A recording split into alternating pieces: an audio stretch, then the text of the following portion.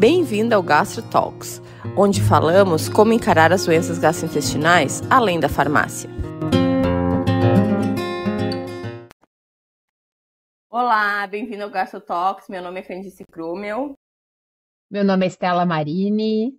E hoje a gente vai falar de um tema que eu e a Estela a gente queria falar há muito tempo já, que é ansiedade e intestino, quando os dois cérebros se encontram. E para isso a gente convidou uma médica psiquiatra para ficar com a gente aqui, que é a Lisiane Delazeri. A Lisiane ela é formada por medicina na UX em 2002, fez residência em psiquiatria na UFPEL, fez pós-graduação em psicoterapia e orientação analítica na URGS, é pós-graduada em medicina do estilo de vida, né, Estelinha? E está fazendo, neste momento, a certificação internacional em organizações de bem-estar e felicidade pela World Happiness Foundation. E aí, Lisiane, bem-vinda! Olá, tudo bem, gurias? Prazer em estar aqui com vocês. Muito obrigada pelo convite. Ai, a gente está muito feliz porque a gente queria gravar há muito tempo, né, Isela? E o Setembro Amarelo foi um convite realmente para nós termos conosco um psiquiatra. Nós já tivemos diferentes especialistas aqui, mas psiquiatra é a primeira vez. Ah, que honra! E nós sabemos o quanto a gastro e a psiquiatria estão de mãos dadas também. Então, exatamente esse nosso trabalho interdisciplinar, né? Como é realmente importante nós profissionais da saúde, nós trabalharmos sim interligados, porque é impossível nós sabermos de todas as áreas. E realmente a nossa especialidade é justamente por isso. Nós acabamos nos especializando numa determinada área, no entanto, sem perder a noção do todo, não é? Sem dúvida, sem dúvida. Eu queria começar fazendo uma pergunta para a Lisiane. A gente se formou mais ou menos na mesma época, eu tô e Estela, assim, mais ou menos na mesma época. Uhum. O que tu acha do tempo mais ou menos que a gente se formou até hoje? Qual é o cenário atual desses transtornos de humor aqui no Brasil? O que tu acha que mudou de lá para cá? Uhum. Eu acho que duas coisas, né? Acho que são dois pontos, assim. A questão do estigma, apesar de ainda existente, ela diminuiu. Hoje em dia as pessoas falam abertamente, com mais naturalidade, sobre transtornos mentais, sobre depressão, ansiedade, transtorno afetivo bipolar. E eu acho que as redes sociais ajudaram nesse sentido. E a pandemia, eu acho que foi um marco divisório na saúde mental no mundo todo e no Brasil também, não tinha como ser diferente, com o agravamento da saúde mental, né? Então, durante a pandemia e mesmo pós-pandemia, as pessoas adoeceram muito. E eu acho que tem um terceiro fator também que eu não posso deixar de comentar, que é a questão das próprias redes sociais, né? Do uso de telas e o quanto isso tem adoecido as pessoas. As pessoas hoje vivem muito mais no mundo virtual do que no mundo real, né? E isso acaba fomentando muito a ansiedade e o isolamento. Eu concordo. Realmente, Lisiane, uma das preocupações que nós temos é que desde 2018 ou 2019, a Organização Mundial já colocava o Brasil como primeiro lugar no ranking mundial de país com maior número de pessoas ansiosas no mundo, né? Então, já era um problema, a impressão que eu tenho que já existia um problema de saúde pública e que estava, entre aspas, abafado e que a pandemia escancarou isso, né? Exatamente, o quanto a ansiedade, a depressão. O Brasil é o quinto em depressão e o primeiro em ansiedade, né? Continua, infelizmente, ocupando esse lugar. Então, o quanto realmente eclodiu, depois que passou todo aquele estresse maior do medo do Covid, a questão da saúde mental. Esses dias eu estava vendo um estudo que mostrou que o brasileiro, em média, ele fica... Eu não tenho certeza se são 7 ou 8 horas por dia conectado. 8 horas. 8 horas nas redes sociais, exato. Então, isso é muito tempo. Exato. E eu chego a atender pacientes que ficam 12 horas conectados. Não, e a gente trabalha com isso também. Então tu fala É. assim, tu tem que te pegar um pouquinho mais leve, e a pessoa, não, mas eu trabalho com isso. Uhum. Mas eu tenho esse caso desse paciente que 12 horas ele não trabalha com isso. Não, ele não trabalha. É. E, obviamente, quais são os sintomas dele? Ansiedade, tiques, né? Tiques motores, pelo grau de ansiedade. E o Brasil, acho que também tem essa questão da ansiedade, falando um pouquinho, né, da questão do Covid. Na época da pandemia, além do medo, da ansiedade das pessoas ficarem doentes, aumentou muito também o consumo de álcool na população.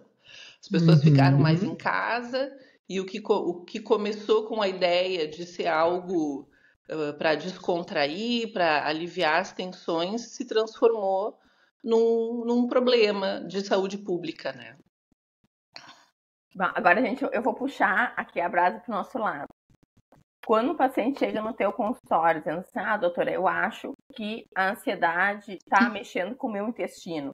Isso aí faz sentido do ponto de vista científico? Sim, faz total sentido, né? A gente tem o famoso sistema, né?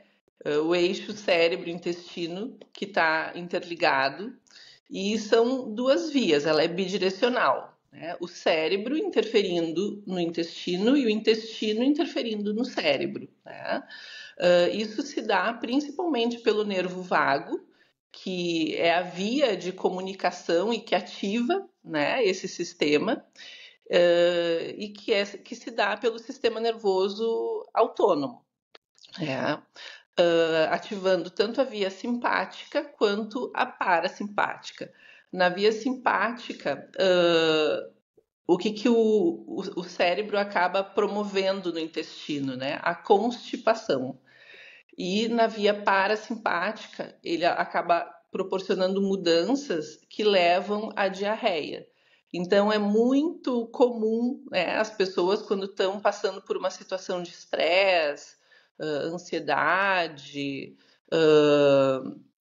elas ou terem uma constipação, por exemplo, sei lá, vou dar um exemplo. A pessoa vai viajar e não consegue evacuar durante a viagem, né?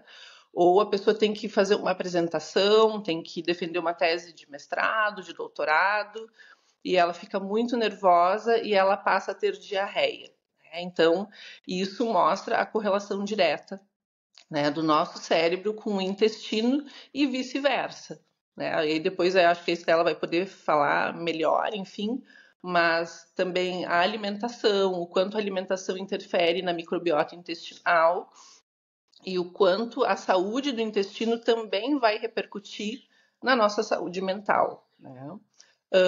A ansiedade também, ela promove um aumento, né, da liberação de cortisol, e isso também interfere na questão do intestino, tá? E aumentando também, não necessariamente o cortisol, mas essa hiperestimulação desse sistema eixo cérebro, ela altera a motilidade e a sensibilidade intestinal. As pessoas que passam, né, por grandes períodos de ansiedade, elas ficam com o sistema hipófise, adrenal, hipotálamo extremamente ativado, né, como se elas estivessem em constante estresse e ameaça. É tipo hiperexcitado, assim, né? Exato, isso.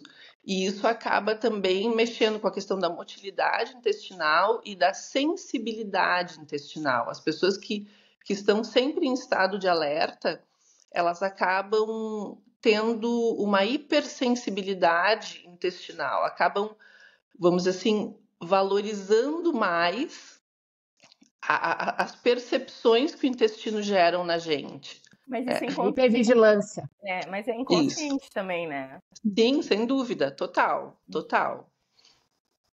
Fala aí, Stella.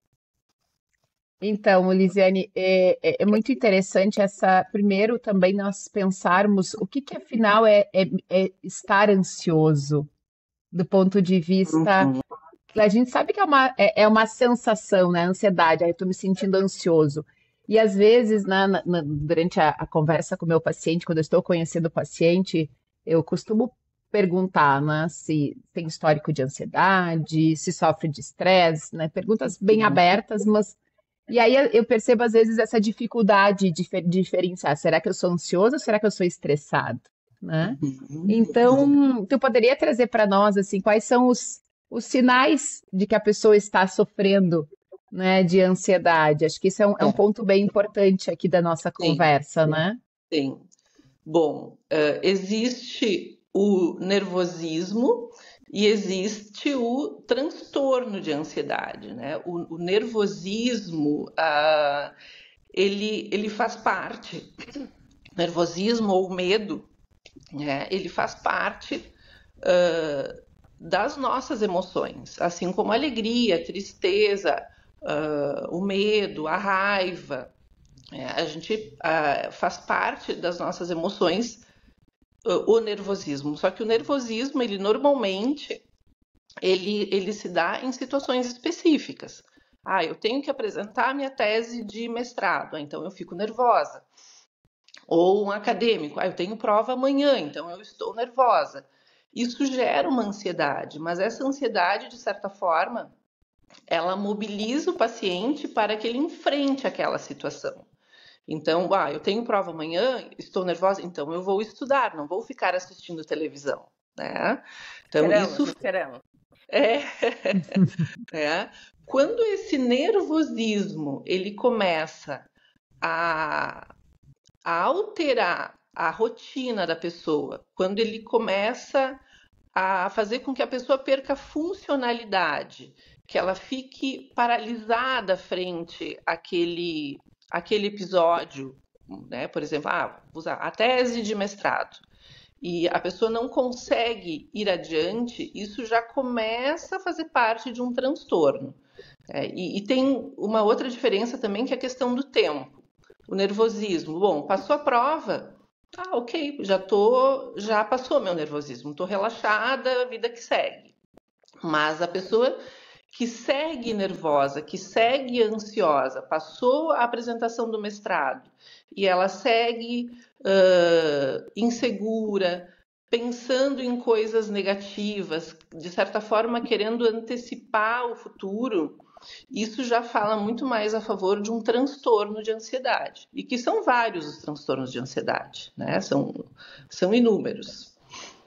E eu estava lendo um livro essa semana sobre isso, e fala que a ansiedade está muito associada com medo das coisas que estão por vir. Isso. A pessoa fica antecipando a realidade, e com medo daquele futuro que talvez nunca vai chegar. Exato, que é incerto, né? Que pode ser irreal. E isso ativa o sistema nervoso simpático, que a gente estava conversando. Que a pessoa fica sempre nesse modo de luta e fuga, mas que na verdade não tem nenhum urso atacando naquele momento, né? Fala aí, Stella. Ou congelamento também, né? Porque a pessoa pode ou lutar, ela pode estar mobilizada para lutar, fugir, ou ela às vezes congela. Parar. Exato, que é o tal do branco, né? Me deu um branco, é o sinal de que a pessoa congelou, né? E tem uma definição que eu gosto bastante de explicar para os pacientes, eu acho que fica mais fácil, porque tem muitas coisas que são muito subjetivas, né? E da onde vem a ansiedade, né? E um dia eu estava escutando um neurocientista, achei essa explicação dele muito boa.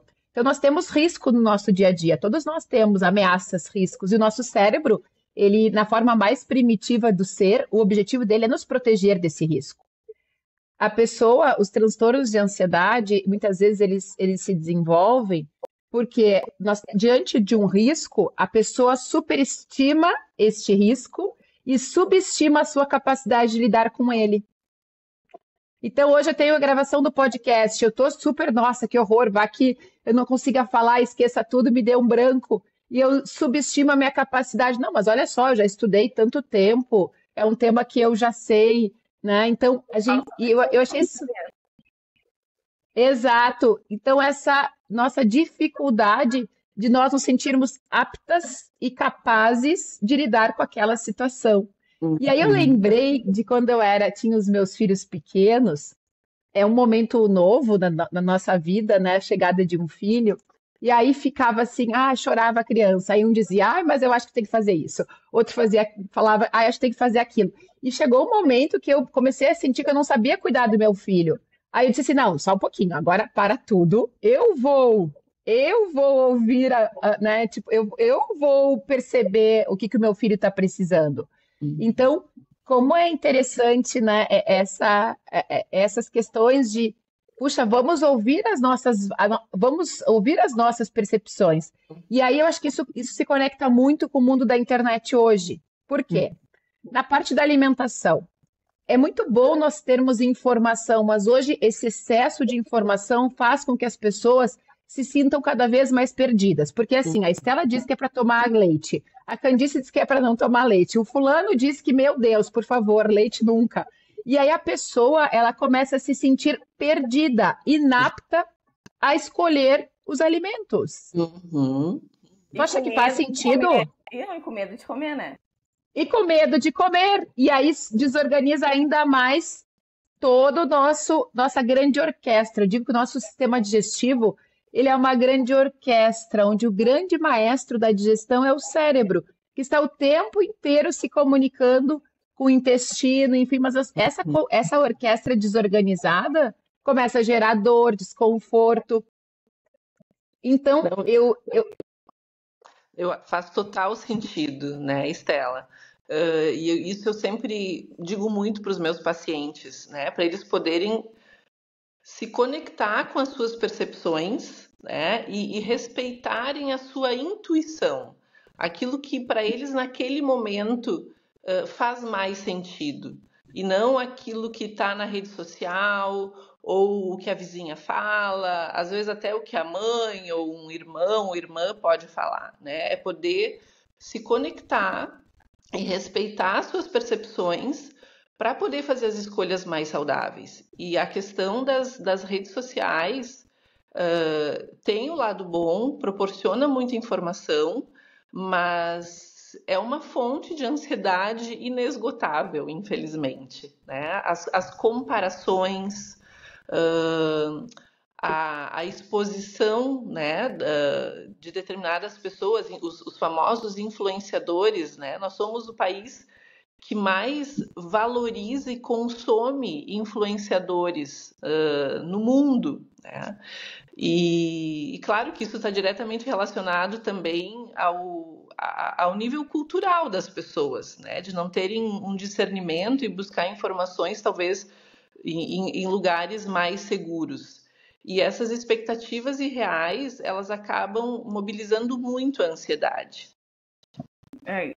Eu acho que, como vocês estavam falando, né? Essa coisa de de não saber o que comer, ou outras coisas, de não ouvir o próprio corpo. A gente precisa de tempo para ouvir nosso corpo.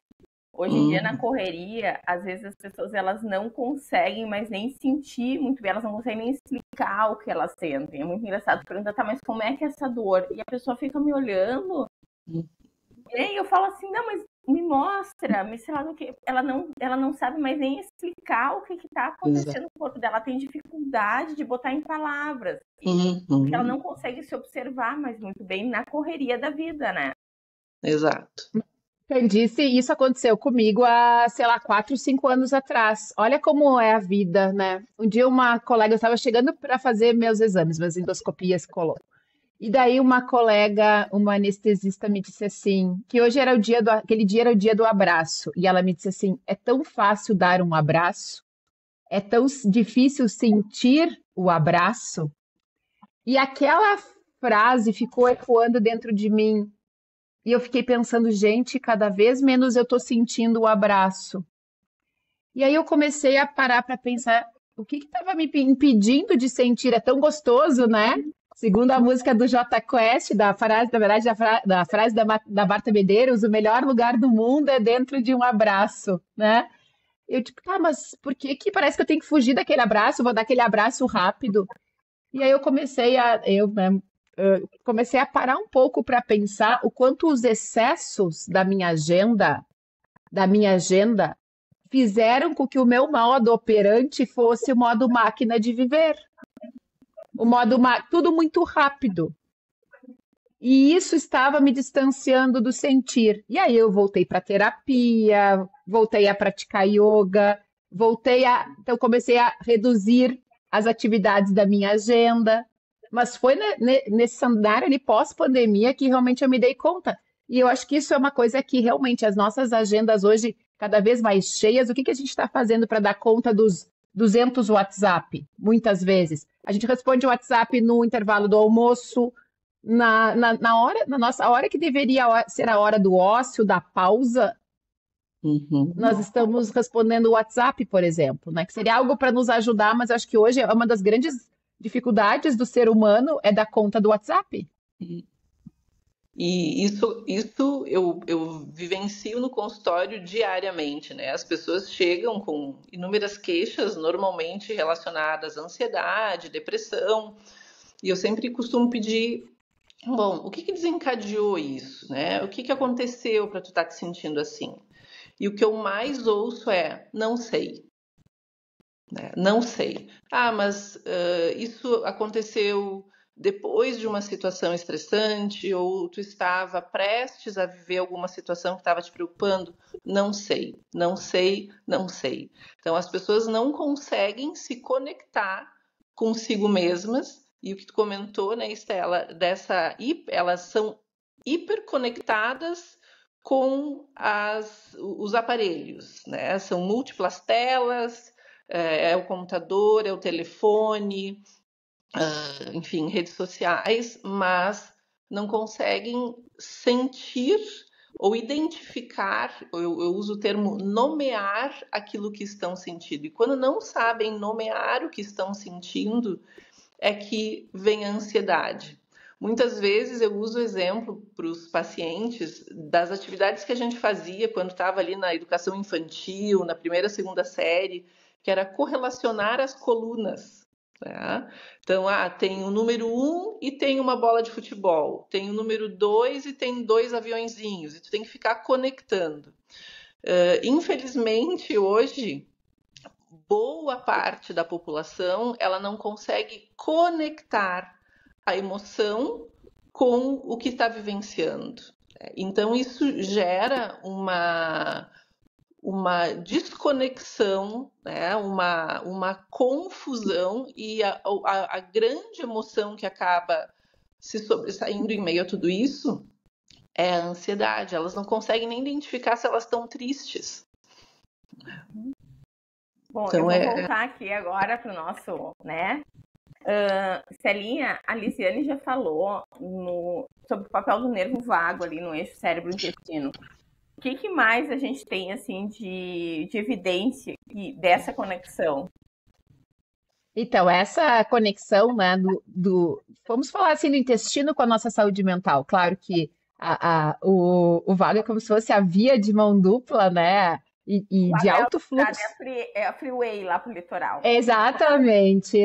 Aqui no Rio Grande do Sul, as pessoas conhecem a freeway. Essa é a ligação do cérebro com o intestino. Então, eles estão o tempo inteiro se comunicando. Mas não é a única conexão. Nós temos uma conexão imunológica através da produção de uma série de citoquinas, que são substâncias, né, produzidas tanto pelo sistema nervoso central quanto do intestino, que também facilita essa comunicação. E essa comunicação também é via endócrina, via neurotransmissores. E claro que o que nós mais falamos é da serotonina, mas uma coisa bem importante, que eu vejo que existe uma desinformação. As pessoas acham que o intestino é chamado de segundo cérebro porque é o órgão que produz muita serotonina. E, na verdade, o intestino, se fosse pela quantidade de serotonina, deveria ser o primeiro cérebro, porque ele é o órgão que mais produz serotonina. 90% da serotonina total do corpo é produzida no intestino. Porém, essa serotonina, o efeito dela no nível do sistema nervoso central não acontece, ela fica no intestino. O intestino precisa dessa serotonina para a motilidade.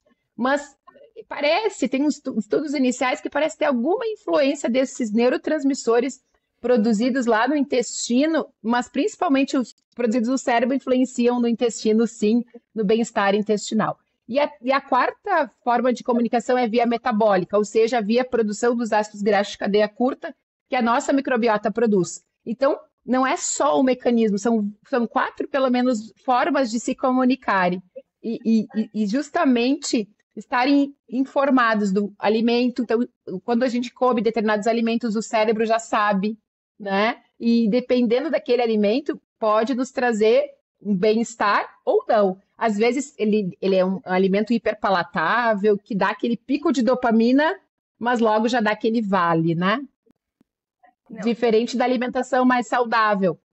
E o que eu acho interessante, tu falou que, na verdade, a gente tem essa barreira hematoencefálica. Então, a maioria das coisas que o nosso intestino produz não passam pela barreira. Mas o butirato, Perfeito. que é um ácido graxo de cadeia curta, passa. Então, a gente já sabe, quanto mais butirato a gente produz, melhor é a barreira hematoencefálica também. Ele, tipo assim, como é que ele... Ai, agora eu esqueci o termo, deu branco. Ele faz a barreira de ter menos leaky brain, que eles falam, né? Exato, a permeabilidade. Isso, da permeabilidade, ele melhora a permeabilidade. E Exato. outra coisa que eu achei super interessante é que a gente vê, uma das coisas quando eles fazem esses estudos, a gente não vê na prática, tá, gente? A gente não tem esse exame para pedir. Mas quando eles fazem estudos para ver permeabilidade intestinal, uma das coisas que eles veem é o nível de LPS, que é lipopolissacarídeos no sangue. O LPS faz parte da parede das bactérias. Então, quando tem muito LPS no sangue, quer dizer que está entrando bactéria no nosso intestino. E o LPS passa a barreira hematoencefálica. Então, eles viram que pacientes que têm ansiedade e depressão têm mais LPS no sistema nervoso central. Perfeito. E essa questão dos LPS então, tem a ver com o leaky gut, que é o aumento da permeabilidade intestinal, né? Quem disse que nós temos, inclusive, acho que o episódio 14 só sobre o aumento da permeabilidade. E aí, justamente, esses lipopolissacarídeos, quando eles chegam lá no cérebro, eles agem na produção de serotonina no cérebro.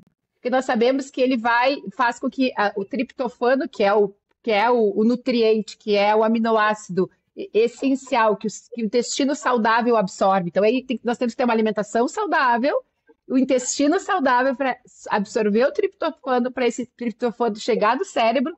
E quando o intestino está saudável, nós não temos esses lipopolissacarídeos, a partir desse triptofano, o cérebro vai produzir serotonina. No entanto, se nós temos realmente o intestino com o que a gente chama de disbiose, desorganizado, com essas bactérias que liberam esses lipopolissacarídeos, ao invés de ir para a via da serotonina, o triptofano vai para a via da quinurenina, ou até a via dos indóis. Então, acaba reduzindo, assim, a produção de serotonina. Então, isso é uma das grandes... A terapia, a nutrição, dentro da psiquiatria, cada vez mais tem se falado, né? Do impacto da nutrição, que não basta só dar inibidores da recaptação da serotonina, a gente precisa melhorar a nutrição do nosso paciente, né, Lise? Exato. Eu costumo dizer que o tratamento psiquiátrico, a medicação é a ponta do iceberg. Né? Porque Perfeito. eu vejo que muitas vezes os pacientes vêm com uma expectativa de que a medicação antidepressiva ou ansiolítica ela vai resolver todo o problema. E não é assim. A ponta do iceberg é o tratamento medicamentoso. Abaixo disso vem todo o estilo de vida do paciente, né? A atividade física, a alimentação, um sono de qualidade, o que hoje em dia é cada vez mais difícil, né? As pessoas não valorizam o sono, né? Outro dia até um paciente disse assim, mas para que a gente tem que dormir? É uma perda de tempo, né? Então tu vê o quanto equivocado ele está em relação à questão do sono. O gerenciamento do estresse, né? Então como manejar o estresse. E aí tem uma coisa importante até que eu tinha feito uma anotação sobre a questão dos fatores de risco em relação à ansiedade, né? De quanto a genética ela tem um peso nisso, mas também os traumas e as adversidades na infância. Então, crianças que passaram por violência, abuso, elas vão ser muito mais propensas a desenvolver transtornos de ansiedade, né? A violência doméstica, o abuso sexual, a negligência infantil, isso tudo contribui para que haja vamos dizer assim, um remodelamento do funcionamento cerebral e que essa pessoa fique sempre ativada, né, no modo de luta ou fuga. E isso, com o passar dos anos, vai cronificando. E essa pessoa acaba vivendo com essa ansiedade ao longo da sua vida toda, né?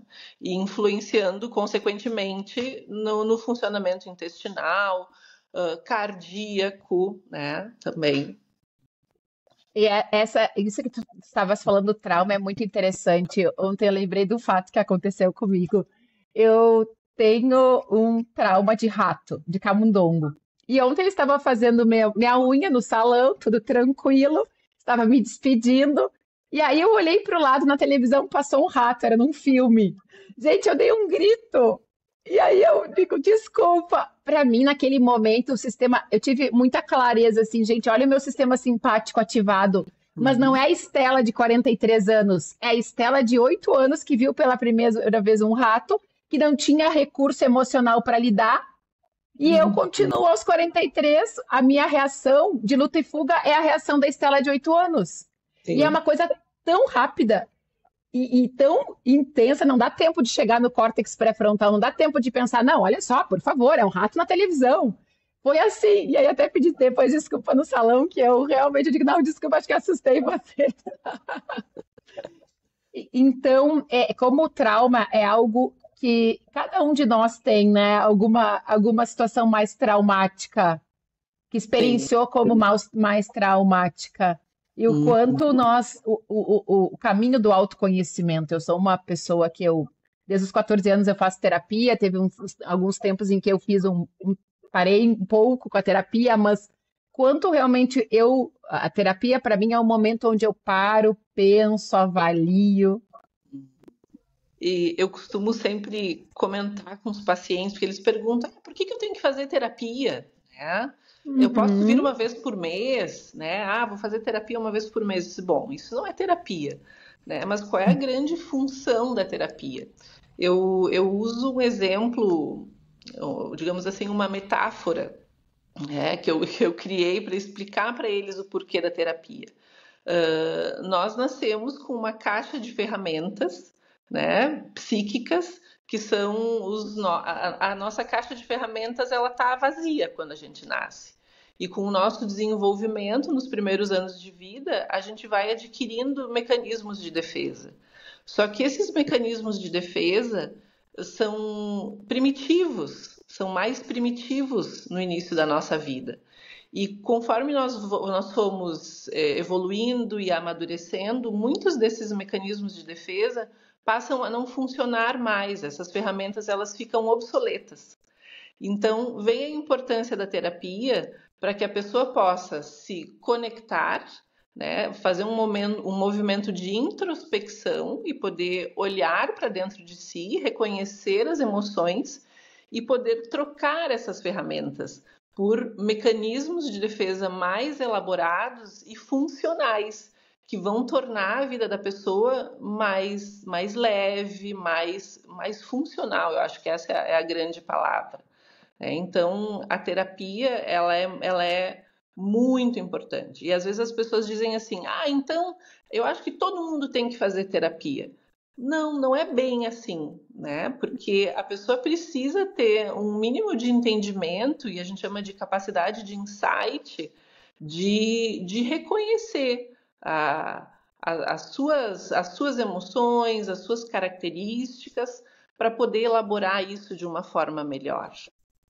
Lisiane, para quem está nos ouvindo, assim, até a gente já pincelou um pouco sobre a diferença entre nervosismo normal e ansiedade, mas acho que são sintomas clínicos, assim, que a pessoa tem que pensar, assim, que ela está com ansiedade e ela precisa procurar ajuda? Bom, eu vou começar comentando que normalmente o paciente ansioso, ele procura primeiramente o cardiologista. É muito comum, né, nos consultórios de cardiologistas estarem lotados de pacientes ansiosos. Por quê? Porque normalmente a ansiedade, ela se manifesta de forma física, Então, ou com extrasístoles, com taquicardia, né, as famosas palpitações, né, mas também sudorese, boca seca, náusea, diarreia ou constipação. Mas não só isso, né? A pessoa fica. A preocupação da pessoa em relação ao futuro, alguma ameaça, como a gente disse antes, real ou irreal, desculpa, ela faz parte, né, desses sintomas dos transtornos ansiosos. E quando é que a pessoa precisa buscar ajuda? É quando ela começa a perceber que esses sintomas, essas preocupações, elas estão interferindo no dia a dia da pessoa. A Estela antes usou a expressão, né? A pessoa fica paralisada. Ela não consegue agir devido ao medo, ao temor de algo que acontece só no cérebro dela, na mente dela, né? Que são preocupações irreais. Então, isso faz com que a pessoa muitas vezes não consiga sair de casa para trabalhar porque acha que vai passar mal. Ah, e se passar mal, o que vai acontecer comigo? Quem é que vai me ajudar? Então, passa a ter uma conduta evitativa. Então, evita sair, evita se encontrar com amigos, tem medo de ir para a escola, tem medo de ir trabalhar, né? Tem alterações do sono, não consegue dormir, ou até dorme no meio da noite, acorda com palpitações, perdendo o sono. Então, são vários os sintomas, mas eu acho que a palavra que melhor define o que pode ser um transtorno que difere de um nervosismo é a perda de funcionalidade. E que esse é o grande objetivo do tratamento, né? Poder resgatar a funcionalidade do paciente. Muitas vezes, num tratamento de transtorno de ansiedade, a gente não vai conseguir zerar a ansiedade, né? Até porque a ansiedade faz parte das nossas emoções, né? Mas o resgate da funcionalidade, para que aquela pessoa possa retomar as suas atividades do cotidiano com tranquilidade e possa voltar a resgatar o prazer pela vida, né? Fala aí, Stella. E aí veio justamente esse papel do autoconhecimento, da terapia, onde junto com o seu terapeuta, o paciente começa a enfrentar, porque justamente quando ele é muito mais confortável no primeiro momento, estou com medo de ir no restaurante e passar mal, nossos pacientes com intestino irritável, vai colocar ele na zona de conforto. Mas justamente aquilo que eu estava falando, ele subestima a sua capacidade de lidar com o risco. Isso vai ficar ainda mais intenso, ele vai se sentir ainda menos apto. Exato. Toda vez que ele diz não a um convite porque ele tem medo de passar mal, a tendência, né, natural dele é se sentir cada vez menos apto a lidar com aquela situação, e isso entra num ciclo vicioso de medo, de ansiedade, de angústia e de desconexão também. E aí vai para a rede social como um congelamento, né? E aí vem a importância do tratamento, né, psicoterápico e em especial da terapia cognitivo-comportamental, né? A Estela comentou, né, do yoga, de técnicas de meditação, para ter um melhor manejo dessa ansiedade. Mas a terapia cognitivo-comportamental ela é muito importante porque ela ajuda o paciente no enfrentamento dessas fantasias, porque são crenças. Não, eu vou para o restaurante e eu vou passar mal. Não, mas por que tu vai passar mal? Se eu for trabalhar, eu vou ter uma crise de ansiedade. Mas por que tu acha que tu vai ter uma crise de ansiedade no trabalho? Tu já teve alguma vez? Não, eu nunca tive. Mas são crenças que ficam extremamente arraigadas. E o paciente não consegue sair disso. Então, a importância de buscar a ajuda de um profissional, seja de um psiquiatra ou de um psicólogo que trabalhe com terapia cognitivo-comportamental. Obviamente que muitas vezes, na grande maioria das vezes, é necessário o uso de medicações antidepressivas, e para que a gente possa superar, né, esse transtorno de ansiedade que ele é tão incapacitante. Oi, Estelinha. E aqui puxando de novo para o nosso lado, na gastro, qual tu acha que são os principais sintomas da ansiedade? Então, Candice, as alterações intestinais, como nós já falamos, né? Principalmente a diarreia e a constipação, mas os pacientes ainda é interessante que eles associam a ansiedade mais com a diarreia mais com a ansiedade do que a própria constipação. Isso é interessante. Pode acontecer, né? Também pode dar constipação. Pode acontecer também, exato. E a questão do comer estufar, a dispepsia funcional, que é essa sensação de indigestão, também é um outro sintoma comum associado à ansiedade. E outro é o globus faríngeo, a sensação de bola na garganta. Uma bola que sobe e desce, né? Essa é a descrição dos pacientes. Também é um outro sintoma de ansiedade.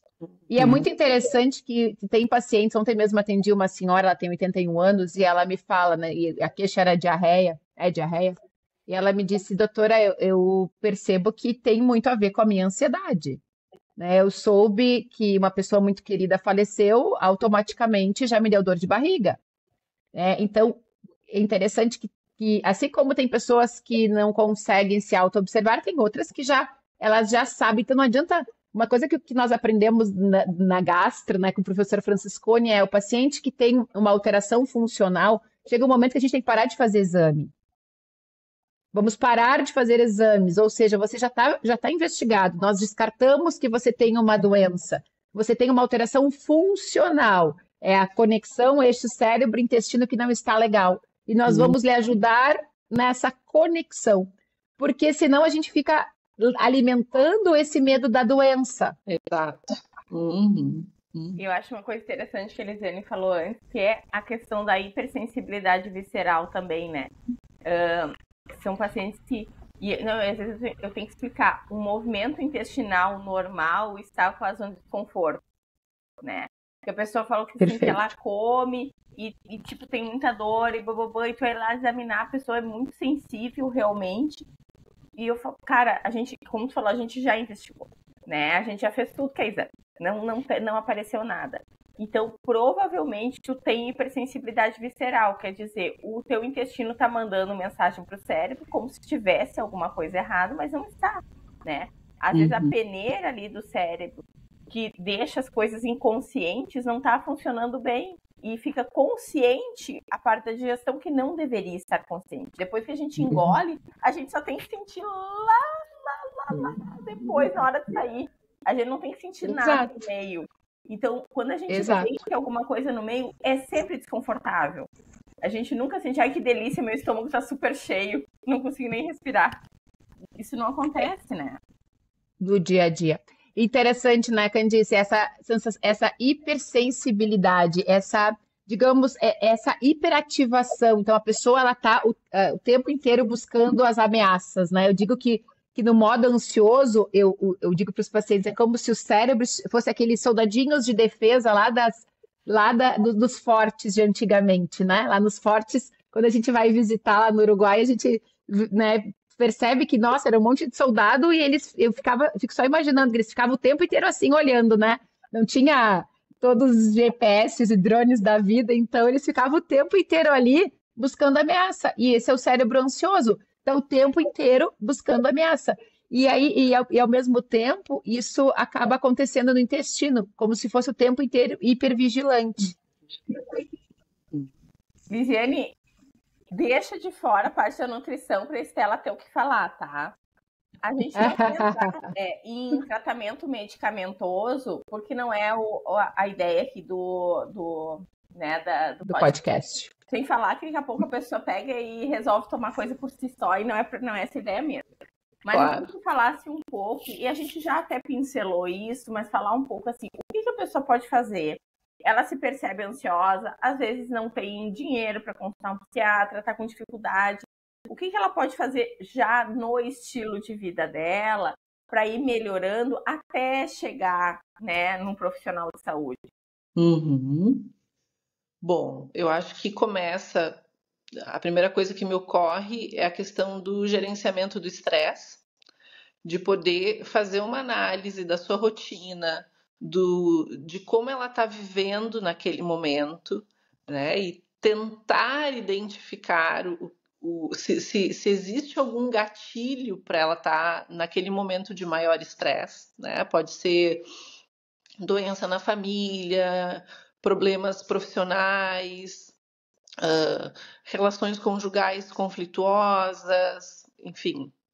Mas eu acho que poder fazer uma análise do seu entorno, da sua vida, e ver o que pode estar contribuindo e causando o estresse e buscando medidas, né? Então, vem a atividade física, práticas de meditação, leitura, né? Que é um momento, eu sempre recomendo muito a leitura para os pacientes, porque é um momento, e leitura de preferência no livro, né? Que é aquele momento em que a pessoa consegue. Eu vejo a leitura como um momento de introspecção, né? A gente vive numa era tão acelerada. Até eu tenho uma paciente que disse assim: eu não consigo mais nem assistir filme na velocidade normal. Eu acelero o filme, eu coloco lá no 1.5 para poder assistir, porque eu não tenho paciência.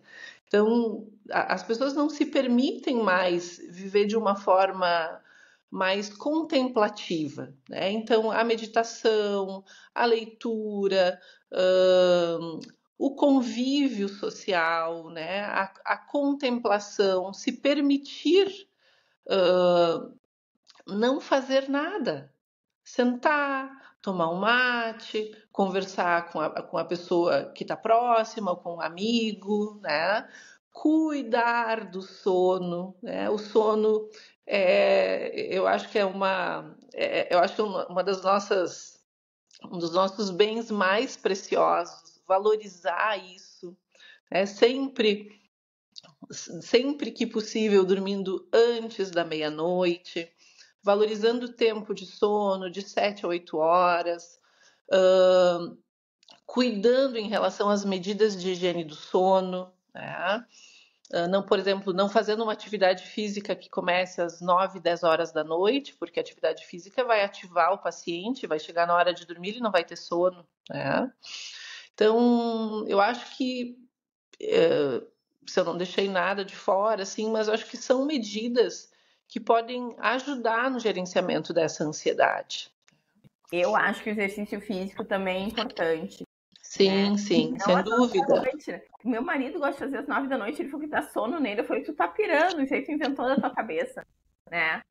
Mas eu acho que o exercício físico, as pessoas, assim, elas são mais sedentárias, né? E tu vê, assim, a minha avó não tinha carro, minha avó acho que nem sabia dirigir. Então, se ela precisava ir pro centro, ela ia caminhando, voltava caminhando. E hoje em dia as pessoas usam o carro para tudo. Pode falar, Lívia. Eu costumo dizer que a atividade física é a válvula de escape que nós temos. Eu faço uma analogia com a panela de pressão. A nossa vida é como se fosse uma panela de pressão, que a gente está ali sempre fervendo, sob pressão, e a pessoa que pode fazer uma atividade física é aquela válvula que deixa a pressão, o estresse sair, né? Sem contar que a atividade física também libera neurotransmissores que proporcionam prazer, que diminuem a ansiedade, né? E melhoram a qualidade de vida, né? Interna e externamente. Eu costumo dizer que porque as pessoas veem muito atividade física com o objetivo, eu digo, de ficar com o abdômen trincado, né? Mas isso é o brinde que a atividade física pode proporcionar. Antes de um músculo definido, né? A atividade física proporciona benefícios que são inicialmente invisíveis, mas que proporcionam um bem-estar mental e físico fantástico. Às vezes os pacientes falam, para mim não libera endorfina. Eu falo, libera sim, tu que não sabe, mas libera. E, Estelinha, não sei se tu quer falar da parte nutricional, assim. Então, eu acho que essa questão do estilo de vida, né, Elise, como você bem falou, que a pessoa tem uma tendência genética a desenvolver ansiedade. Às vezes os pacientes falam isso, A minha mãe já é ansiosa e eu percebo muito que isso influencia. Sim, a genética influencia isso, nós não temos dúvida. Mas o que vai ligar ou não o gene é a epigenética. Que é justamente o que é a epigenética, é a forma como eu cuido de mim. São os meus hábitos, o meu estilo de vida, ou seja, as minhas escolhas do dia a dia. Por dia, né, falam que nós fazemos em torno de 40, 50 mil escolhas, e realmente, se a gente parar para pensar desde a hora que a gente acorda até a hora que nós vamos dormir, e nós conseguirmos fazer escolhas que vão nos ajudar a promover o nosso bem-estar. E para isso a gente precisa se colocar como prioridade na agenda. E para isso eu preciso resgatar algo que hoje em dia, cada vez menos, eu percebo que existe no mundo, que é o amor por si mesmo. Porque nesse mundo hiperconectado, onde eu me desconecto de mim, eu estou hiperconectado e desconectado de mim, eu começo a me tratar como uma máquina, e a gente não ama uma máquina, né? A partir do momento em que eu, Estela, começo a tratar o meu corpo que nem uma máquina, hora de comer, tudo, hora de tomar banho, tudo muito rápido. O que vai acontecer? Eu não amo essa máquina. Exato. E aí o que acontece? Acontece justamente isso. Eu começo a me desconectar do sentir e aí começo a viver uma vida muito vazia. Tem uma vida com excesso do que o dinheiro compra e vazio do que o dinheiro não compra. E que é realmente fundamental para o nosso bem-estar. Então, olhar para o estilo de vida é justamente nós olharmos para a forma como cada um está cuidando de si, como a Lise falou, é as horas do sono, é uma série, então, de orientações. Mas, de novo, eu percebo que às vezes se torna mais um checklist. Já vamos na academia, check. Então, eu teve um tempo até que na academia eu ficava correndo e escutando podcast. Hoje eu tenho evitado. Porque eu penso assim, não, mas olha só, não é hora de estar estudando, é hora de cuidar de mim. Então, ao invés de... Eu gosto de ouvir algo, então eu vou colocar uma música. Sim. No carro, eu comecei a devagarinho, né, não ter mais o hábito de escutar podcast, porque eu continuava ligada indiretamente ao meu trabalho. Não, o momento do carro, de dirigir, é o meu momento do ócio também. Mas, Estela, você tem que fazer que nem eu, de botar podcast que não é de medicina. E não é nem de coisa boa, é tipo de filme, de livro. Exato! É que eu acabava escolhendo podcast de medicina, de saúde. Então, é bem isso, é mudar, né, o tipo de conteúdo. E eu acho que isso é uma coisa importante. E falando sobre a questão da alimentação... Calma aí, só deixa a Lise falar aí antes. Perfeito. Uma coisa que eu faço, vocês comentando, né, de que ouvem os podcasts, eu quando entro no carro, eu desligo o rádio. Eu não quero ouvir nada, né? Então é aquele momento que eu tô no carro, seja quando eu já deixei meu filho na escola, ou quando eu tô saindo do trabalho, indo para casa, eu desligo o rádio e é aquele momento que eu fico com os meus pensamentos. Eu não quero ouvir música, eu não quero ouvir podcast, eu quero aquele momento de silêncio, né, para poder me conectar e até mesmo deixar as coisas do trabalho ou tentar deixar as preocupações no consultório para poder chegar em casa já num outro modo, né? Então, que isso tem a ver, né, com contemplação, com momentos de ócio, sem a gente tem que estar conectado a todo momento, né? Perfeito. Uma das especializações que eu fiz foi em mindfulness. E mindfulness me ajuda muito, porque o mindfulness é isso, é tu viver o presente, né? Na verdade, é um tipo de meditação, mas não é aquela meditação formal, onde tu vai sentar para meditar. Não, tu vai buscar, eu gosto muito de trabalhar com os pacientes mindful eating, que é sentar, acalmar a mente, respirar fundo e prestar atenção e saborear a comida. O banho, né? Tomar um banho prestando atenção, isso é mindfulness. Isso. Eu estou lá com meu filho brincando, estou lá brincando e fazendo mais nada além de brincar. Isso é mindfulness. Então, essa habilidade de fazer uma coisa de cada vez, que é o modo... Esse é o nosso modo ser humano de viver. Exatamente. Nós não somos multitarefa, nós somos nós conseguimos realmente fazer bem uma atividade de cada vez, mas como isso é um exercício todos os dias, né? E Exato. falando especificamente da alimentação, então, nós sabemos sim que tem alimentos que, num primeiro momento, como eu havia falado, vou comer esse alimento super palatável, nossa, que delícia.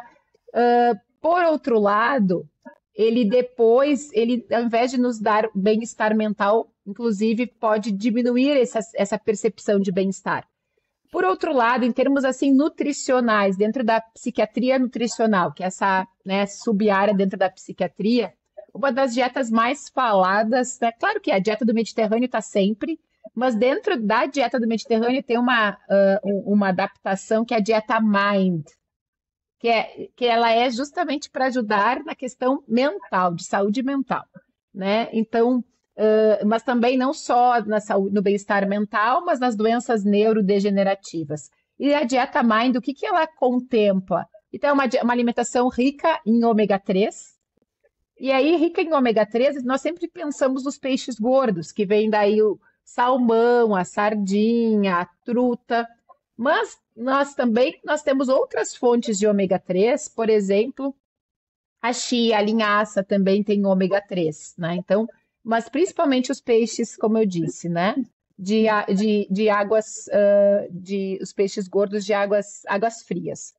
A gordura monoinsaturada também, ela é importante, aí vem o azeite de oliva, incluir na nossa alimentação, como fonte o abacate, o selênio é muito importante para a nossa saúde do cérebro, e que está presente nas castanhas, além dos antioxidantes. Aí vem as nossas frutas vermelhas, agora começa a época de morango, aí vem morango, mirtilo, framboesa, jabuticaba, que a Candice sempre gosta de lembrar, né, Candice? Mas o cacau também tem antioxidante, a própria uva, né, daqui da nossa região também. Ácido fólico é importante para a saúde da nossa mente. Os alimentos ricos em ácido fólico, aí vem as folhas verdes escuras, as leguminosas, vem o nosso querido feijão. Lembrando sempre de deixar de molho com o dobro de água para não dar gases, né? Que as pessoas às vezes tiram o feijão do prato porque começa a dar gases, mas existe técnica para eliminarmos o fitato, que é essa substância que dá gás. E também a colina, que é importante para a saúde do cérebro. E a colina está presente no ovo. Então, é uma alimentação, eu sempre digo, não é só então eu quero buscar saúde mental, eu vou comer agora só fruta vermelha. Não, pessoal. É essa variedade, essa diversidade, esse colorido no prato é que vai fazer a diferença. E eu acho, assim, que lendo, né, o negócio sobre nutrição, que para quem tem ansiedade, o açúcar é meio que um veneninho, né? Porque, na verdade, o pico de insulina e essas flutuações que o açúcar dá na glicose, para quem tem ansiedade, é muito ruim. E daí tu vê que a pessoa fica ansiosa, ela come mais açúcar ainda. E 2 horas depois, quando baixa ali o açúcar, ela fica mais ansiosa, né? Porque a baixa do açúcar é muito rápida. E dela come mais açúcar. E fica um ciclo, assim, do açúcar. Ele está associado com processos inflamatórios no nosso corpo, que a gente já falou antes, né? Sobre essa coisa da inflamação e da ansiedade.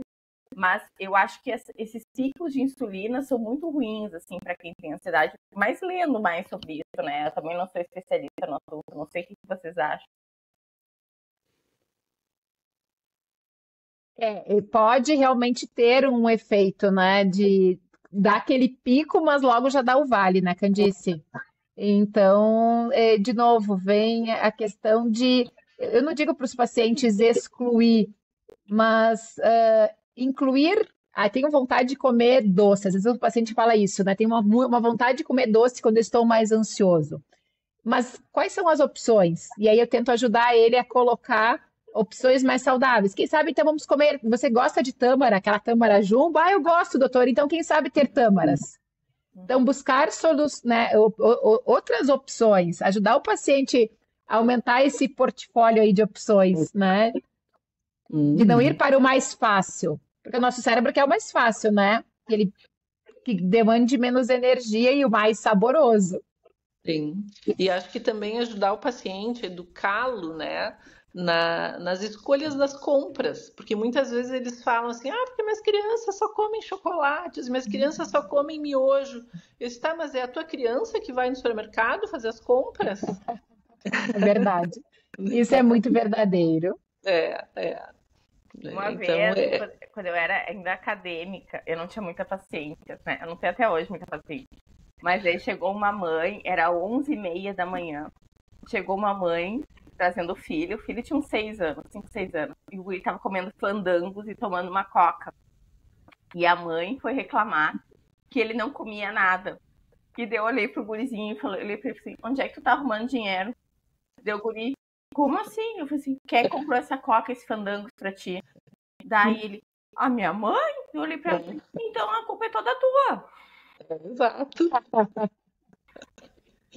Não é fácil, né? A gente tem que sempre buscar, eu digo, né? Eu sou como mãe, eu vejo quanto ontem mesmo, né? Não tem nada para comer, tá? Mas aí eles já queriam opções mais rápidas e práticas, tipo, vamos chamar um hambúrguer. Não, olha só, vamos lá, temos o que comer sim.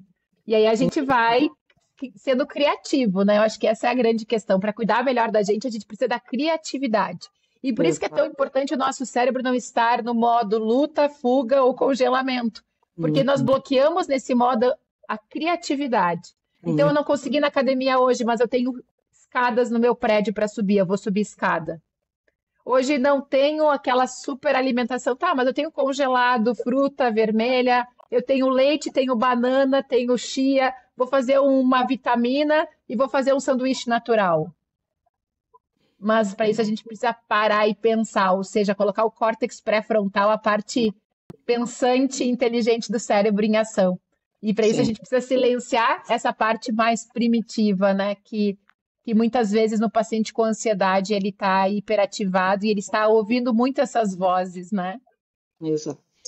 Pessoal, a E uma gente coisa... fechou... desculpa, Liz, pode falar. E uma coisa que eu falo muito para os pacientes, né? Que existe o ideal e que existe o real. A gente pode sim almejar o ideal, mas sempre pensando no que é real, naquele momento, o que é possível fazer. Porque senão, novamente, vem a questão da ansiedade, das culpas. Mas o ideal é eu fazer isso e eu não consigo. O ideal é eu ir na academia 3 vezes na semana, mas essa semana eu só consegui fazer 2. E muitas vezes os pacientes acabam desistindo porque por terem um ideal, né, muito idealizado e por muitas vezes ser impossível de alcançar mesmo.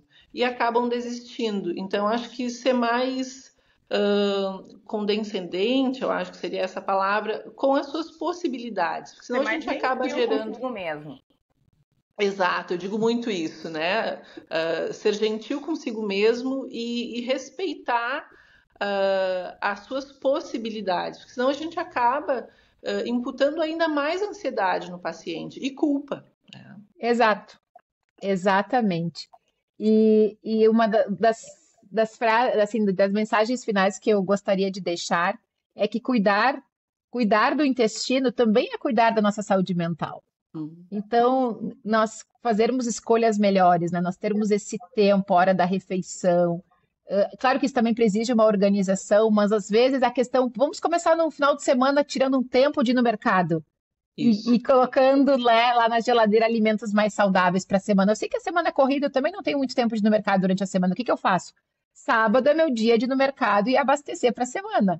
Né, e já deixar algumas coisas pré-prontas. Então, começar eu digo, né, nos desconectarmos um pouco das redes sociais e para nos conectarmos com a gente, com as nossas necessidades.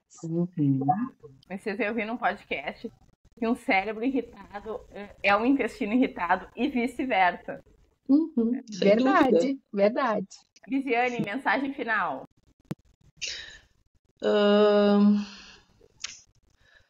A minha orientação, eu acho que é que as pessoas possam se conectar consigo mesmas, viver no modo menos acelerado e buscarem ajuda sempre que sentirem necessidade. né? Eu acho que até mesmo, né, a gente está em setembro amarelo, buscar ajuda pode ser da pessoa que está do lado da gente e tem solução, né? Eu acho que é isso que a gente tem que pensar, assim, que sempre tem esperança, sempre tem expectativa de melhora. E quem quiser te Exato. encontrar, como é que consegue isso? Como? Quem quiser te encontrar nas redes sociais, como é que funciona esse negócio? Ah, certo. Então, as pessoas podem me encontrar no Lisiane De Lázari, Psique, né? Estou agora recentemente nas redes sociais. Que legal.